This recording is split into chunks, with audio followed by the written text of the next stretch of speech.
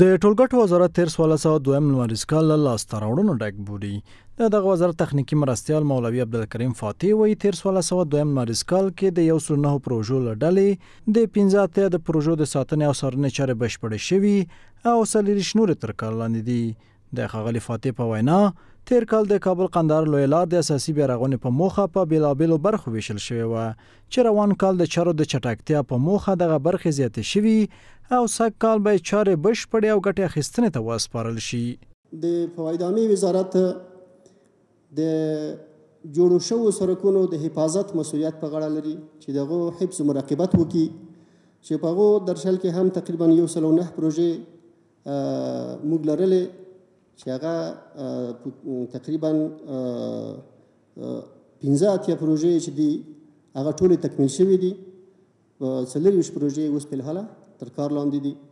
نوموړی وایي د کابل جلال آباد د دویم لاین د سړک رغونه، د افغانستان د القوي سړک د دریم څلورم او پنځم لاټ د چارو پیل، د کابل غزني دویم لاین سړک رغونه او د هیواد په بېلابېلو برخو کې د یو شمېر نورو پروژو پیل د دې وزارت راتلونکي پلانونه دي.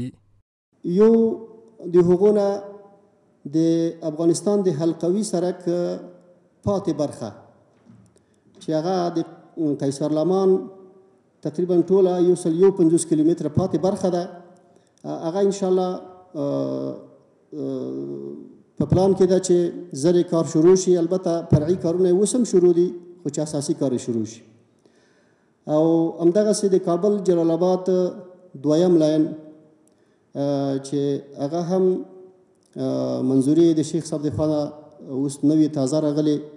له دې سره سم دغه وزارت ویل محمد اشرف حقشناس وایي د سړکونو د ویجاړېدو د مخنیوي په موخه په لویه لاره کې 950 د وزنونو د کنټرول ترازوګانې فعاله دي او په پام کې لري 110 نورې ترازوګانې هم په روان کال کې فعاله کړي. نوموړی دغه راز زیاتوي تیر کال د هیواد په کچه د پراختیايي او بنسټیزو پروژو د پلي کېدو له لارې څه باندې 15,000 تنو ته په مستقیم ډول د کار زمینه هم برابره شوې ده.